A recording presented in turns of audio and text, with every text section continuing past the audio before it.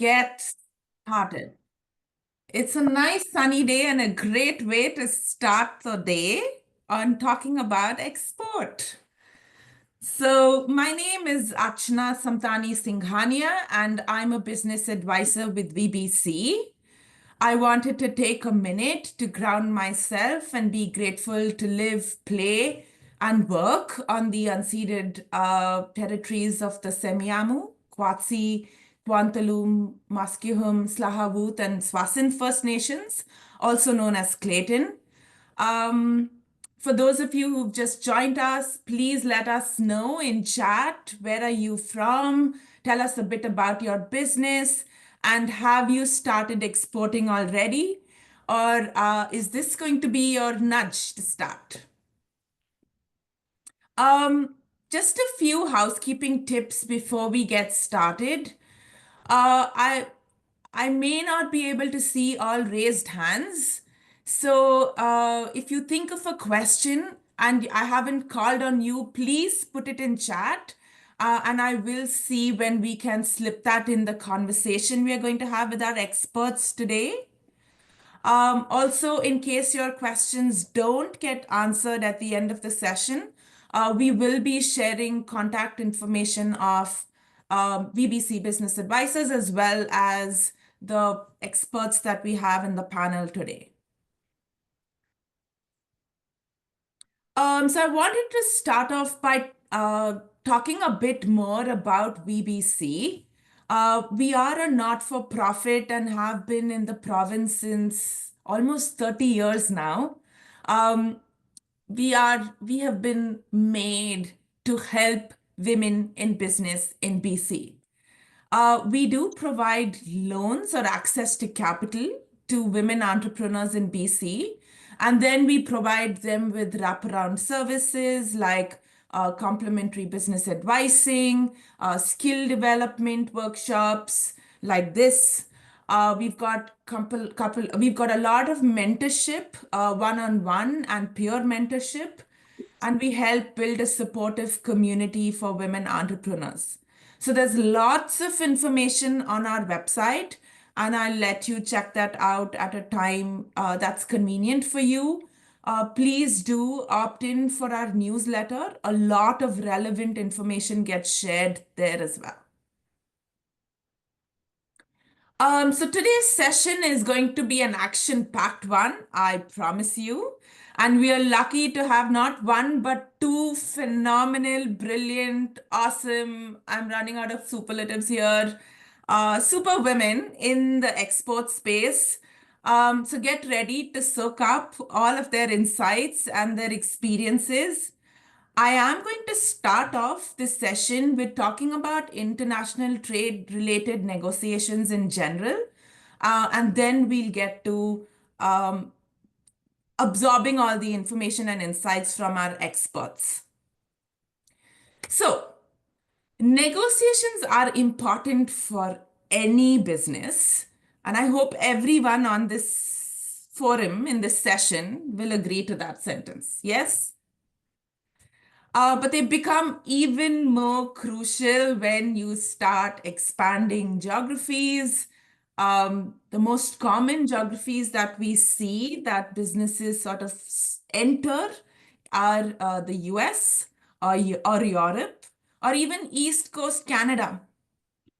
So these negotiations can be related to sourcing of inventory or materials from vendors. They can be sales with distributors, with sales agents, to sell your products, or they can be to get warehousing services and other services like legal, advertising, marketing, etc.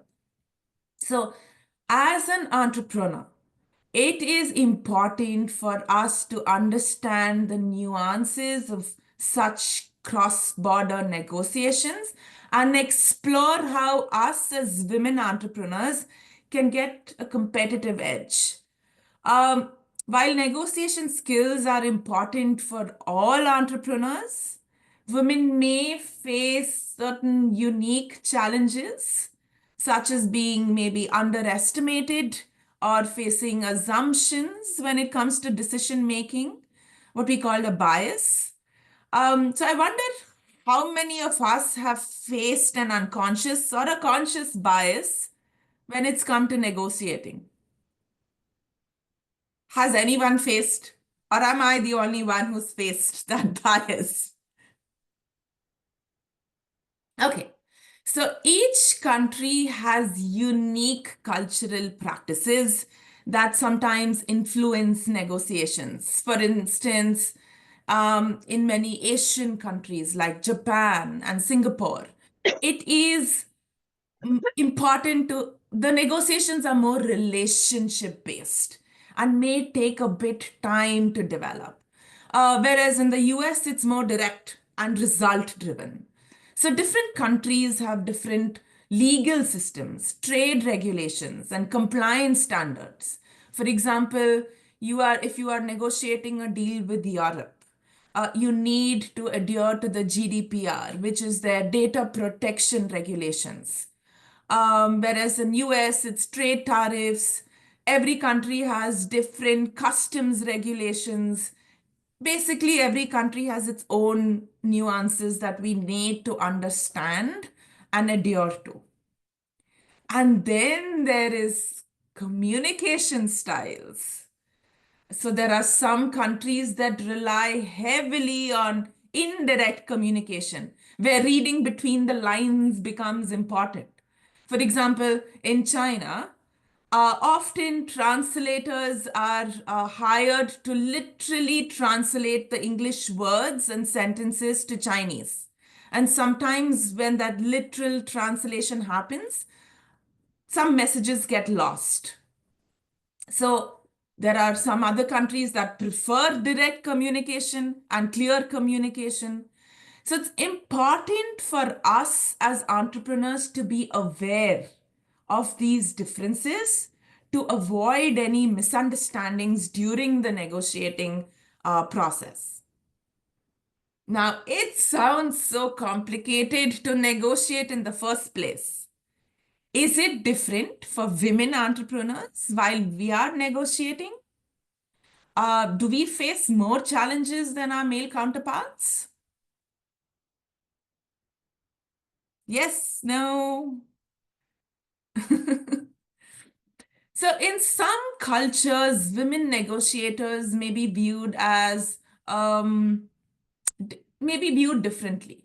For example, in some Middle Eastern or Asian countries, women entrepreneurs may need to assert a bit more authority to be taken a bit more seriously. To succeed in a negotiation, it is important to be aware of these perceptions and plan negotiation tactics accordingly. So we are going to ask our experts on how can we skill ourselves with this ammunition. However, did you know that research shows that women tend to excel in collaborative and integrative negotiations? We are fantastic when it comes to building long-term relationships and mutually beneficial solutions. Who knew? I feel like that's our superpower. So being a woman entrepreneur who is negotiating a partnership, we may be able to excel by finding common ground and then building on that trust. We negotiate with international folks in many circumstances, but I will cover the three most common scenarios. The first one being negotiating for sourcing. So while sourcing from a foreign vendor, for example, let's take an example here from China or India, it is crucial to negotiate pricing, minimum order quantity, and delivery schedules. Often vendors in these regions are used to the bargaining and expect you to negotiate on all of these parameters. So Alibaba suppliers typically quote higher prices and they are expecting you to come back with a lower price or a quicker delivery timeline or a smaller minimum order quantity. So, while you are negotiating with your vendors, some of them may have a preconceived notion about women being less assertive negotiators. It's essential to demonstrate confidence and possibly use data-driven arguments to back your stance, or cite market comparisons or previously successful deals to be able to clinch this good new deal. So the next common negotiation that we have is with sales and distribution agents. While negotiating with sales agents to sell your product internationally, you'll have to agree on commission rates and territory exclusivity and performance targets. You might negotiate or you may want to cap commissions, define geographical limits so that the agent does not overlap with other agents that you may hire from different regions. Some sales industries are male dominated. And as a woman entrepreneur, you may face some skepticism. However, emphasizing your business's maybe unique value proposition or USP, or other performance-based incentives may be able to help you establish some credibility and secure favorable terms. Okay, the third most common overseas deal that we look at is warehousing facilities. And warehousing facilities become critical when you are exporting to maybe the US or Europe. Negotiating favorable storage fees, shipping timelines, damage liabilities during key aspects, who is going to bear responsibility of damaged goods during storage or transit, can save a lot of unexpected costs. Again, logistics may be a bit more male dominated in certain countries, and female entrepreneurs might be perceived as less familiar with technical details. A way to counter this is by understanding the entire warehousing process and asking informed questions to sort of approach this meeting as an equal partner in the discussion. So, all in all, the bottom line is, or the key takeaway is that preparation is critical. A little prior research of the country's legal environment, cultural norms, and business etiquette can go a long way. I would like to always enter negotiations with a clear understanding of the desired outcomes and certainly be flexible enough to adjust based on cultural and gender specific factors, and use this superpower that I spoke about of emotional intelligence and collaboration to read the room. Pick out the unspoken cues, especially in high context cultures. Be assertive, be collaborative, aiming for a win-win outcome. So looks like I've gotten to the best part of our session today. We have on call with us Chelsea Sang. She is the head of advisory services of Export Navigator. I have had the pleasure of meeting Chelsea many times on different occasions. She's a highly relationable leader, and she's experienced in business operations and global trade. She has several years of experience working for a national law firm where she developed fundamental expertise in marketing and business development. Her entrepreneurial spirit led her to joining her third generation family business, which is an established Canadian seafood retailer, wholesaler, and exporter.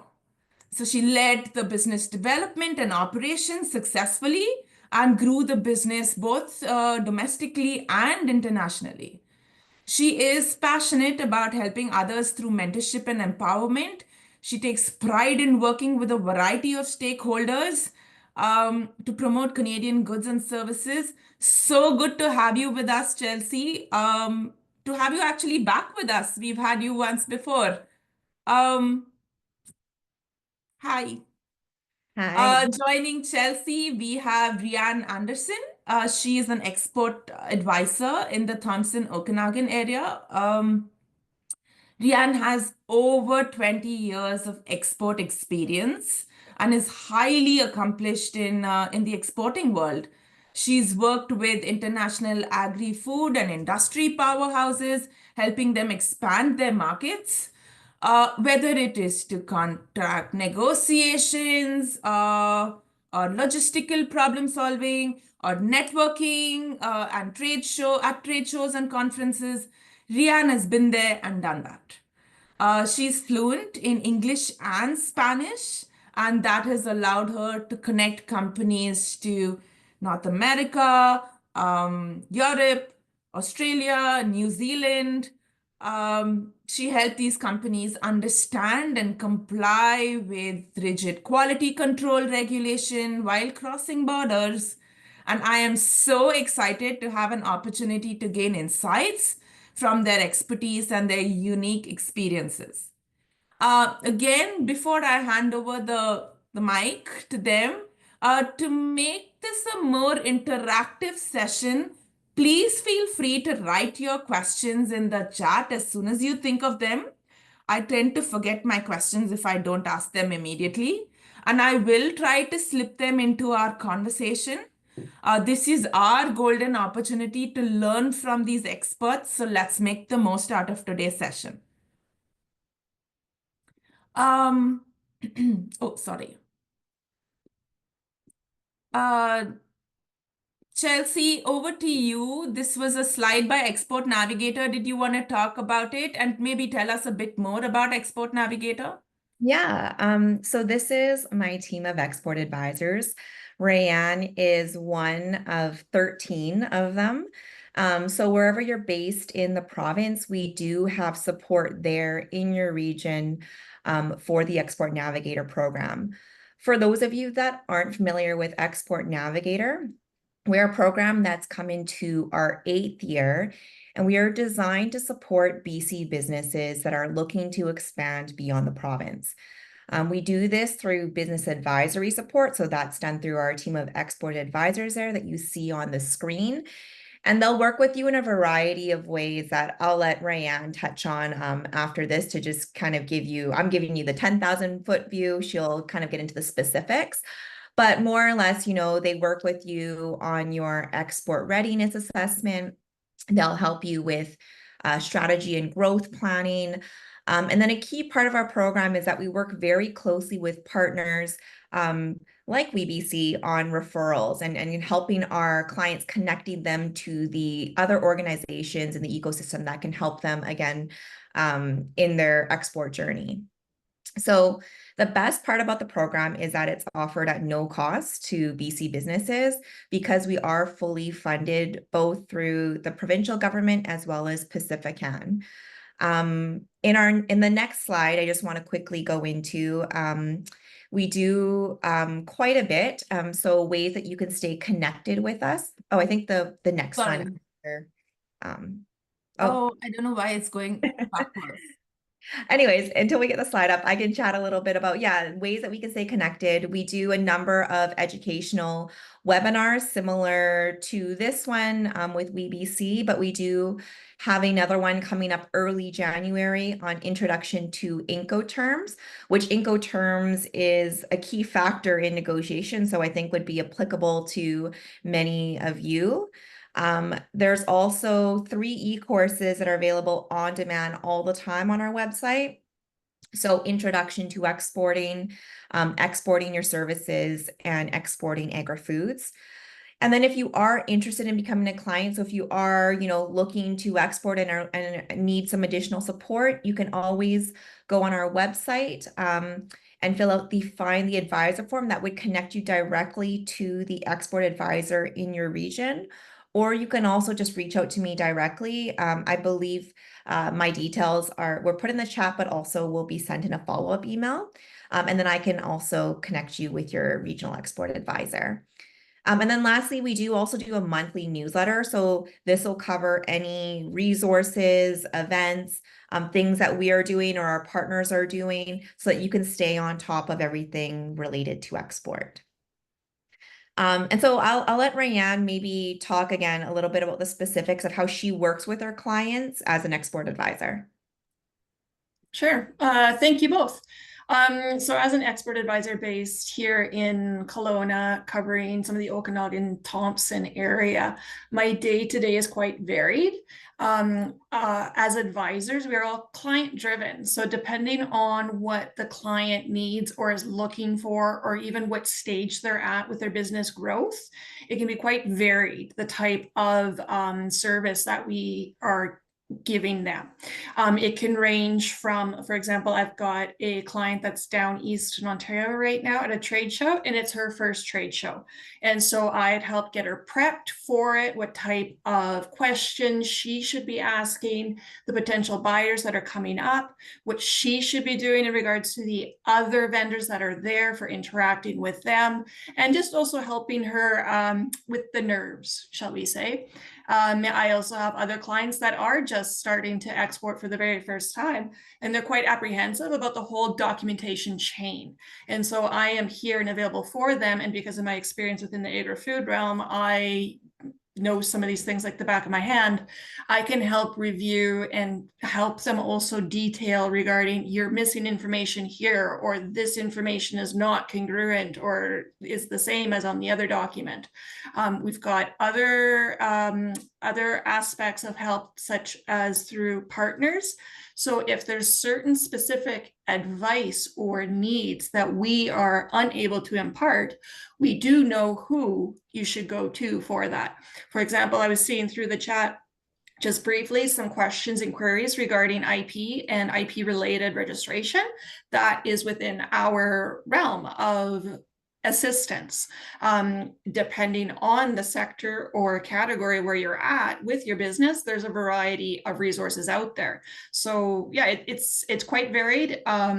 It's also exciting as well, especially coming up to this time of year when we also have our vendors that are typically, well, some of them that are a little bit perhaps smaller, that are in farmers markets. And so actually going out and seeing them and just seeing their faces and how excited they are with the sales that they're generating there and online. I won't talk about Canada Post at this point in time. But no, it's great. It's encouraging. It's very, the path some of these entrepreneurs have taken, the resilience as well as their ingenuity, just gives all of us a fever to help them even more and help them succeed wherever that market may be for them. So yeah, it's exciting. It's exciting. I cannot agree with what you said more. You both are so awesome. Could you tell us a bit more about your background in agro foods and your journey to becoming the experts that you all are? Okay, well, maybe I'll take the dive first on that. So I would have to say it probably stems from the fact I grew up on a mixed farming operation in Saskatchewan. And when I was about 8, I got stuck in a snowbank and I thought, yeah, I'm over winter. I'm not going to live here anymore.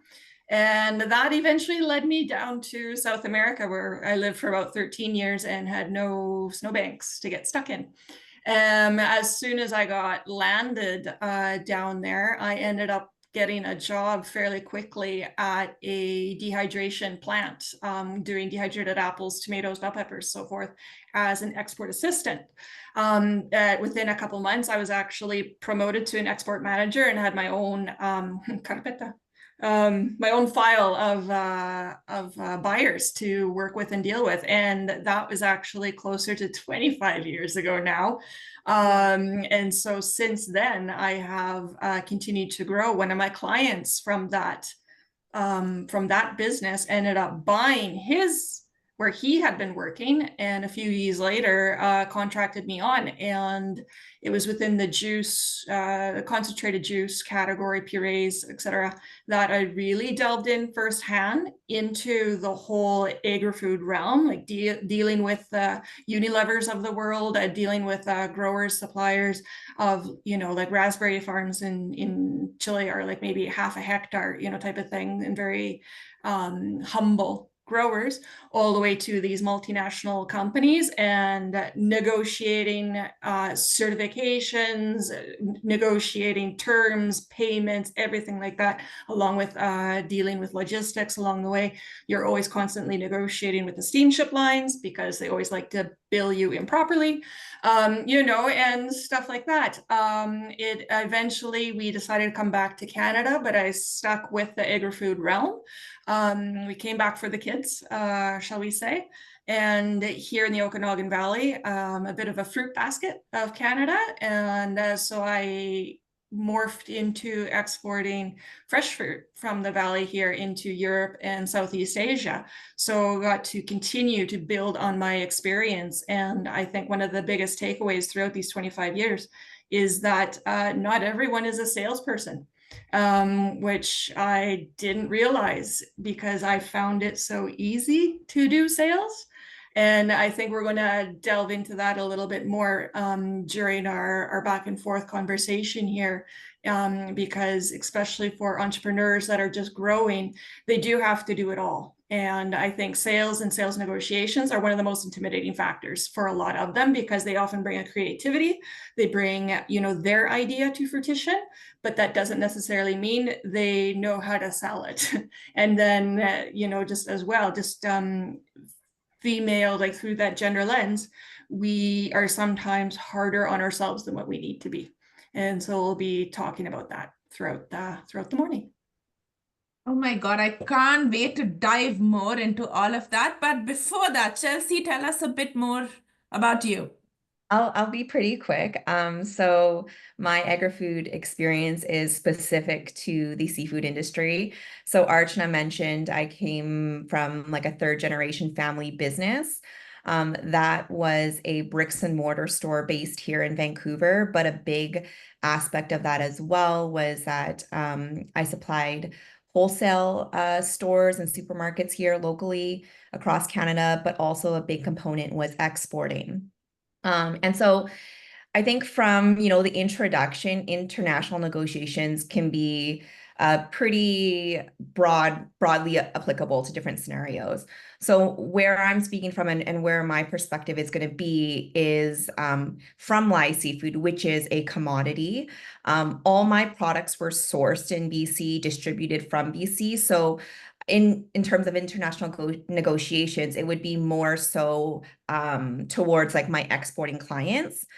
One thing to note about differences, I think, between commodities and regular, consumer good products, which I think are quite different, is that commodities are quite highly competitive because we're all the same in terms of like a homogenous product. My oysters or lobsters were going to be the same as my competitors' oysters and lobsters.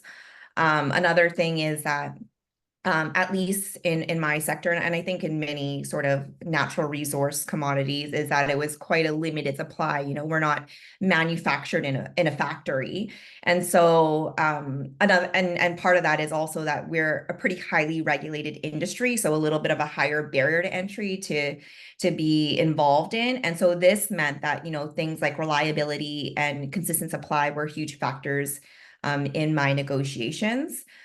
Other key things are that our prices were driven by the market and the market conditions. So these are things like geopolitical events, like, for example, the trade war back in 2019 between the US and China, that greatly affected positively, the prices on our Canadian seafood. Again, because we're a commodity, the US products are very similar to our Canadian seafood products, right? Again, lobsters, oysters, gooey duck, and so forth.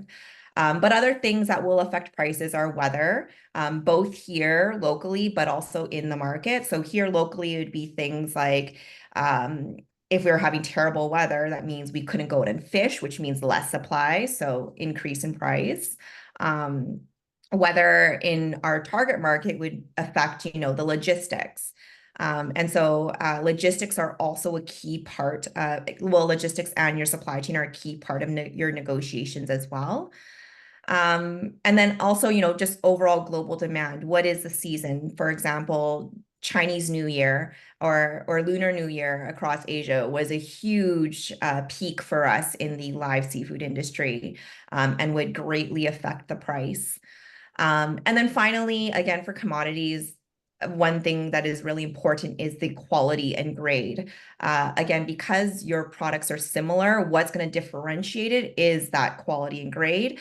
And so it's not so much, I think, about the branding as it would be for a consumer goods product. And I think consumer goods products are also more affected by trends and things like that. But yeah, this is sort of where I'll be speaking from my perspective. It is coming from a commodity sort of lens in the international negotiations. So there are so many moving parts to just negotiating in general. And adding to that, we as women entrepreneurs face challenges in international negotiation. So according to you, what are the most common challenges that we face?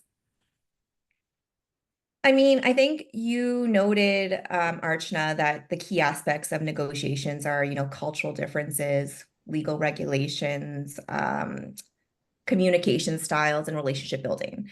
I think one of the most common challenges is like not going into a negotiation prepared to tackle all those aspects, right? You need to do your research. You need to be prepared to understand each of those and how they're relevant in your target market.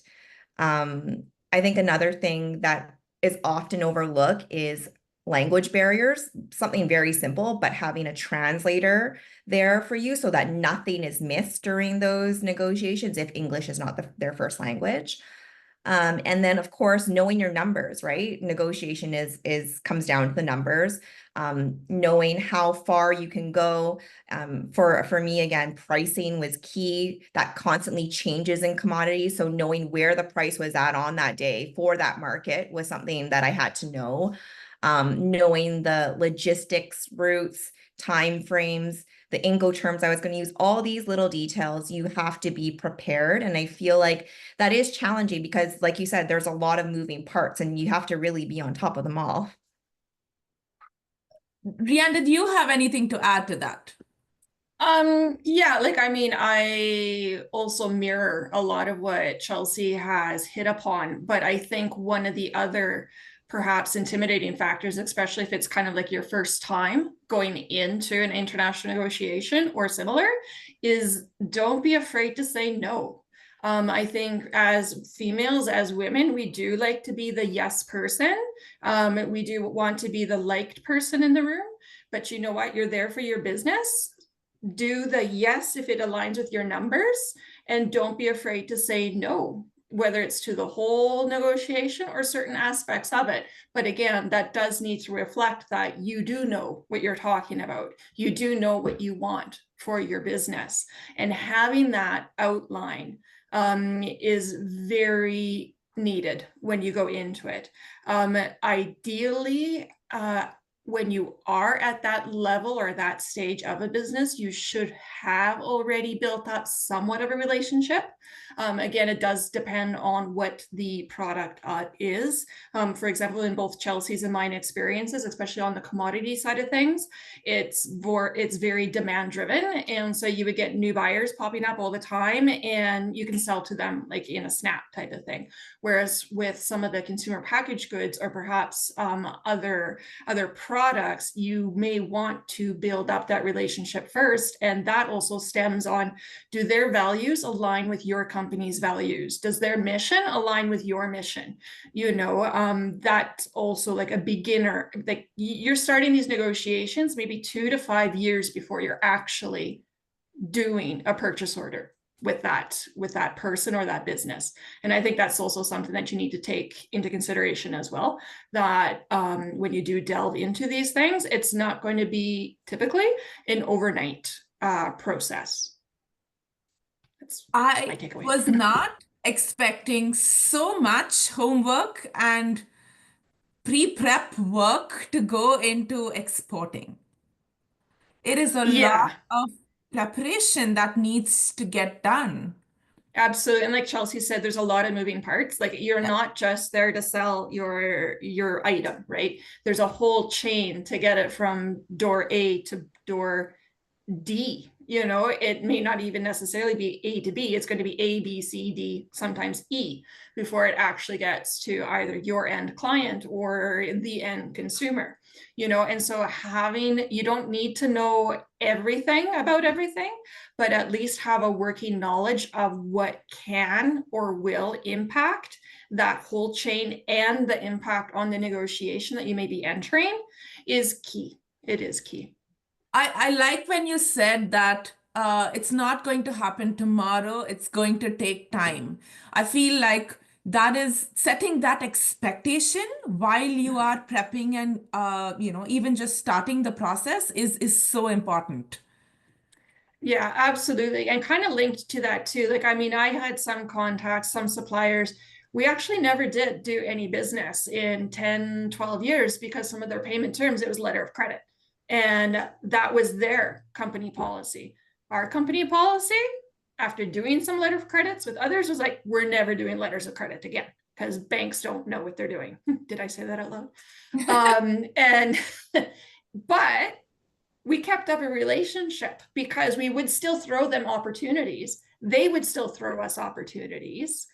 We would interchange with information. Like there was other things we were getting out of the relationship, if that doesn't sound very wholesome, but there were other things we were getting out of the relationship. And like we could help give them insight into the European and North American markets and trends and demand and everything like that. And they could also give us further intel regarding what was happening on their side of things with growers, with production, with processes, with prices, you know. So like, I mean, not all of those relationships may actually end up in a contract of goods, but it can help put pieces together in other aspects of your business. Intel is the new currency. Absolutely. But so I'm curious to know, in your experience, how do cultural differences play into this whole equation of us exporting to the US? Is it really culturally different? Yeah, it is. I would say definitely they are much more down to business oriented, straight to the fact, you know, happy to see you, but let's get this done, you know, type of attitude. Comparing that to some of my either Mexican, Argentinian, or Chilean suppliers, or heck, even the Germans to a certain extent, it was a little bit more familiar first. How is your family? How are you? What's going on with you? Did you hear about this? Did you hear about that? Like, I mean, one of the most, like the biggest bonding items after we had the 8.8 earthquake in Chile, like for the next 2 years was, where were you when it happened? You know, like that was the icebreaker, you know, for 2 years following. And it was just, they want to get to know you first. Very similar to some of the Southeast Asian cultures too. Like Japanese buyers are notorious for maybe 6-7 years of that relationship building. You know, one of our Argentinian suppliers would always joke because they had a Japanese juice. He was the head of their juice operations. Whenever they were dealing with the Japanese, like with a new client or a new potential buyer there, it's like, okay, that buyer would send them one question. He would answer that question. That one question or that one answer would then derive 2 more questions. He'd answer those 2 questions with 2 more answers. Those 2 answers would then each have 2 more questions derived from them. That would go on for years, you know, but at the end of the day, like, they were intelligent questions. They were well asked. Like it's just part of their business and relationships. And so just going back to what some of you had both commented on, understanding those cultural differences, whether it is in the US or other countries is vital. I think as well for I think you had hit on this earlier in the conversation, especially in the US, you may have to also change your communication style a little bit, be a little bit more assertive, be a little bit more, I don't want to say necessarily pushy, but be there with your answers. Know what you're talking about right from the get-go. And again, you can also fall back on that, no, I don't know at this point in time, or no, I'm not going to agree to that, and carry on, type of thing. I think Canadians in general, we also tend to be a little bit lax, not necessarily very quick to make a deal, but in the US, you can be, but you also need to make sure you have to be ready for that quick yes, and make sure you've got scalability, capital behind you, like making sure that you can hit it out of the park as quickly as the Americans are expecting you to hit it out of the park. My mind is also working like your associate. You answered one question of mine, and I have two more to follow up. But Chelsea, did you have anything to add through your experience on getting ready to sort of enter the US market in terms of cultural differences? I mean, I think Rayanne sort of hit the nail on the head. Like in terms of communicating with them, you have to be clear, explicit, straightforward. You have to know your facts and have those numbers and data like ready. I think the phrase that came to mind when you asked that question, from dealing with Americans, is like their perspective is time is money. Like they don't have the same sort of respect for patience and things like that, like Rayanne was talking about other cultures do. But I do feel like Canadians have the ability to adapt. And I think because we're such close cousins of Americans, we're sort of exposed to how they communicate and their sort of style. So we're able to, I think, match their negotiation style pretty easily, I would say. But I think, yeah, it's not inherent to us to be able to do it. It is something that we have to adapt to. So I was looking at the chat, and there were some specific questions related to international trade, like is there any help with the new GPSR requirements for importing non-food goods into the European Union? Can we get information on how to register our company name internationally? And they are all good questions. However, I don't want to take away from this session on sort of nitpicking the brains of our experts. So, would it be possible for you to get in touch with any of us personally through our email addresses that will get circulated, and we can help you with your specific situation or question? Um, is that okay? Oh, yeah, absolutely. I haven't been looking at the chat, but yeah, if we are unable to cover anything specific, I see that Brandy has shared our emails. We're both found online as well for those that are outside of BC, on LinkedIn. So feel free to also, I think I'm the only Rayanne Anderson on LinkedIn. So feel free to reach out to us that way, but absolutely more than happy to help out where and when we can. Okay, so in your experience, I'm just going to proceed because I'm one, or I is on the time. Can you share some examples of like your clients who have successfully negotiated international agreements and challenges they have faced, and how have they navigated through it? I'm happy to speak on my experience just in my role with Export Navigator. I don't have clients, but I do, when I'm thinking about negotiation strategies and what's helped me be successful is I think always maintaining like the larger picture in my mind. So what do I want to accomplish? So for me, again, working with commodities, what I wanted was a long-term, consistent relationship because I don't want to have to only supply clients when it's a peak season. I would like a consistent supply, right? So, for example, when I was negotiating with clients that were purchasing gooey duck, which is a highly valued commodity in Asia, one of the things that they would ask for is, they want all the grade A's, which are the largest, whitest in color geoduck. But I would say, okay, if you take, so many grade A's, you have to also be willing to take so many grade D's, because nobody wants those broken shells, darker colored products that are essentially not worth as much.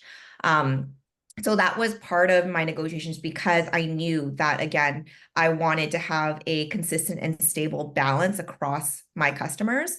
But also, I think ensuring that when I was speaking to them, that they were going to purchase throughout the year, not just during Chinese New Year or peak seasons for them, that, when the slow season for us would typically be maybe in, closer to the summer, are you going to be buying product then? I in my negotiations, I would ensure that, they're going to be purchasing an X amount on a weekly basis. And then I would prioritize them when it came to peak seasons, that they would get a larger amount than, say, other customers. I think for as well that applied to other products. So say for oysters, there was a certain size that they really wanted in Asia, medium and larges. But I wanted to push extra smalls and smalls, because when I'm working with my suppliers, they make us buy all the sizes. I didn't want to be left again with excess amount of supply, again, thinking about my bigger picture here overall for my business. So I worked with them to negotiate, if you're going to take these sizes, you're also going to take the smaller sizes. What they came back to me with was that, they just didn't have the market for them in, their target market. In Asia, it's not very, very common to eat raw oysters as we do here in North America. Okay, so then part of my negotiations was, then I'll help you with more in-market education. Should we be collaborating to do some promotions in stores to educate, and grow that market for extra small and small oysters in say Asia. And so, yeah, I think part of my success is, again, just remembering what I want to accomplish overall for the larger picture of my business. That is so valuable. I never really thought of the fact that we can educate to grow a new market. That is a fantastic piece of advice. Thanks for sharing, Chelsea. Rian, did you have anything to add? I think just in the advisor role, and what I've witnessed with some of the clients that I've been working with, is just that grit and determination can definitely take you a long way in this process. We've got a client based out of Canoe/Salmon Arm that had been in the beauty industry, makeup artist industry, that ended up developing a line of what you would consider clean label makeup/skincare products. And hustling is part of the package, whether you're hustling down the road here in Kelowna, or you're hustling in front of someone down in New York City or LA. Don't be afraid to go out there and get that piece of the pie that you want, that where you can be placed. And part of that was her also understanding, and together with her manufacturer, is understanding the quality requirements, within the beauty goods, and kind of overachieving. If the US had the bar here for certain components, they want to make sure theirs was up here. Making sure it was very clean, being ahead of those regulations. Because as a lot of people who are involved in a certain segment, especially for years, already know what is going on. They already know consumers are looking for this, consumers are looking for that. And government often has to play catch up to actually what is happening. I've seen it also in the agri-food side of things as well, where you're looking for more free trade or more fair payment to your growers or suppliers. That'll came through, and then you start seeing governments implementing it, whether it is through the FSMA down in the States for their USDA program, or on the makeup side of things with the MOCRA that they're going to be implementing here soon, have implemented in the US. And I think just with her, just being able to tune in that if I tweak this, if I make this cleaner, if I make this a better product for my skin, this is not something that needs to just stay here in the Okanagan or here in BC. This is something that is globally applicable. Therefore, the world is my oyster. See what I did there, Chelsea? And and I think that is encouraging. Like there's a lot of small little pictures to make up that big picture. And just yeah, being able to put it all together and just see that growth opportunity and then target in, like do your market research. Where would be a good placement for me? Where do I start off? You know, and then having resources such as ourselves or like WeBC that's also there along the way to help them with those goals and dreams is also very, very important. I'm not sure if I answered your question. You did, and you answered so much more. Like I said, my mind has 2 or 3 questions popping up every time you answer. So here's the next question. Do women face specific challenges when negotiating financing or payment terms? You know, when they are entering new international markets, or like, is Yeah, there a I would say so. finance related challenge as well? Yeah, absolutely. And I mean, and that doesn't even, it doesn't even matter if you are dealing like internationally or more locally. There does seem to be a little bit of an offset regarding how female entrepreneurs in the general sense approach financing or even lending. A lot of times they are very hesitant to take on debt, or on the flip side, don't really understand the tools that are out there to help them manage debt or, you know, raise capital or what have you not. I think as well, when if we want to kind of look into it in a more a gender focused way, males in general just kind of like jump into 2 feet in, go with it, whatever happens, happens type of thing. Whereas we kind of tend to take a little bit more reserved approach and be more hesitant and more risk adverse even. But in order to get that growth, there are factors out there, there are resources out there that can help talk and guide you through what you want to accomplish, whether it is through lending, through some of the WeBC loan programs, or even like through BDC. They've also have some women-centric focuses. There's even some great podcasts out there, like the Finance Cafe, that is managed by female entrepreneurs within the financing industry, where they really break it down into very easy to understand processes and procedures for understanding the complexity, because it is complex, of financing out there. And I think the other thing is too, is also to realize and know you're not alone. You know, like whatever part or stage of the journey that you're on, you will have other people that can be like, been there, done that. Here's what I did wrong, you know, or been there, done that. Here's what we did right. It might work for you, you know, and just being able to champion each other, I think is very, well, not only helpful, but it makes everybody want to help everybody, you know. Absolutely. And like Rian said, get in touch with BBC and we'll help you navigate this finance maze. Absolutely. Chelsea, did you have anything to share? I mean, I think like Rayanne, first I love what Rayanne does. She kind of like pulls these challenges, but makes it into a positive twist of how we can actually resolve it. I think like what I had thought about when you asked the question was, yeah, there are obviously specific challenges when it comes to negotiating financing. And you're right, Rayanne, it's not just internationally, even locally.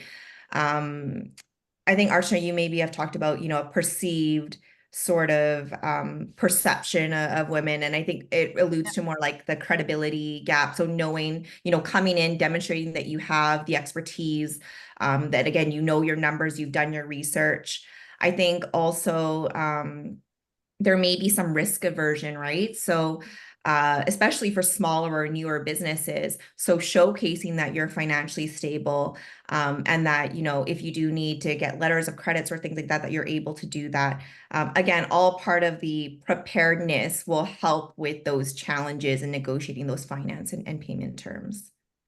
Wow, it looks like that's time for us. Thank you so much. I feel like I have 20,000 questions more, but I'm glad that Brandy could share your coordinates, and all of us in the audience can reach out to y'all directly. A shout out to my colleague Brandy, who's on tech support. She's incredible and she's helped bring this entire workshop together. Thanks so much for your help. There is another export related session we are going to have early next year. So stay tuned for that. I have been told that we have an exit poll before we end today's session. So that should appear on your screen now.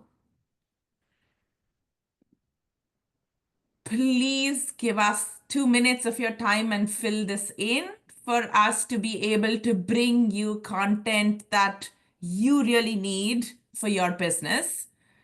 Up on this screen are a couple of events that we have planned for the next few, I would say next month actually. It's December already. What happened to 2024?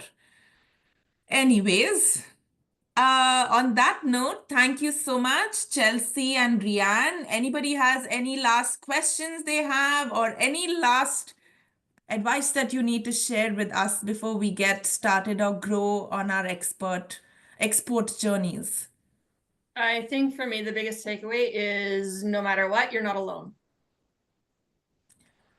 That is so important. Thank you for sharing that.